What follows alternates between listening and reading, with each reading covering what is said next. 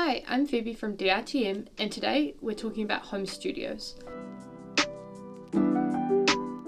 I've got my friend Johnny who's going to give us a rundown of his home studio, all of his equipment, and everything that he does there. So please enjoy. I'm Johnny. This is my home studio. I mainly make hip-hop beats, do a little bit of DJing on the side. Spend most of my time in Ableton, and yeah, I just like making music. What was your starting point?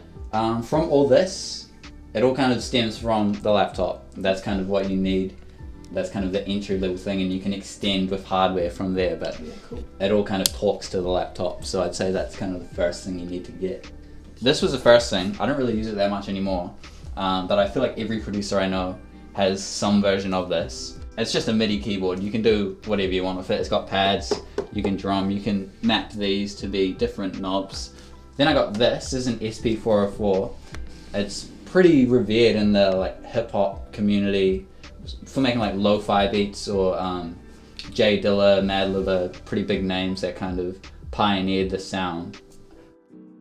And the major difference between using something like this to make a beat and using your laptop is this thing you really have to fight to get the sound you want, which isn't necessarily a bad thing, because if you don't have a straight line to where you're going, you make a lot of interesting choices. Rather with a laptop, it's kind of just, I want to make this, and here I am already. And then last, I got the Dex. That was earlier this year. It's a bit of fun just DJing at parties and shit. Actually, the first piece of gear I got would have been this guitar, actually. My uncle built this and left it to me after he passed away. But there's not any speakers up there, so Yeah. No, they're not. You use headphones? Yes, trusty, just Sony's. They're not mixing headphones or anything. They do have noise cancelling, which is pretty good, especially when you live with both your brothers. But yeah, you plug them in and you're ready to go. Everyone owns a pair of headphones, really. They don't have to be fancy. And they're going to be better than your laptop speakers. So I'd just say, even if they're just Apple earbuds, it's better than nothing. And then you can kind of upgrade from there. So you mentioned that you might be upgrading Dex. Is that your next piece of... Yeah, I'm getting them this weekend. Cool. The bro from Auckland. It's two PLX 500s, which are direct drive turntables. Right now I've got a belt drive, but direct drive, it spins from the middle rather than a belt, so they're better for DJing. And I'm also just getting a mixer, which is essentially this part. Gonna chuck that in the lounge so I can just play my records and have a bit of a mix while I'm at it. You mentioned that these were entry level. Yeah. How much would you pay for it? That was probably $100. I know someone who got a MPK for $80. So yeah, you don't have to spend much. Secondhand, you can get them for cheap as.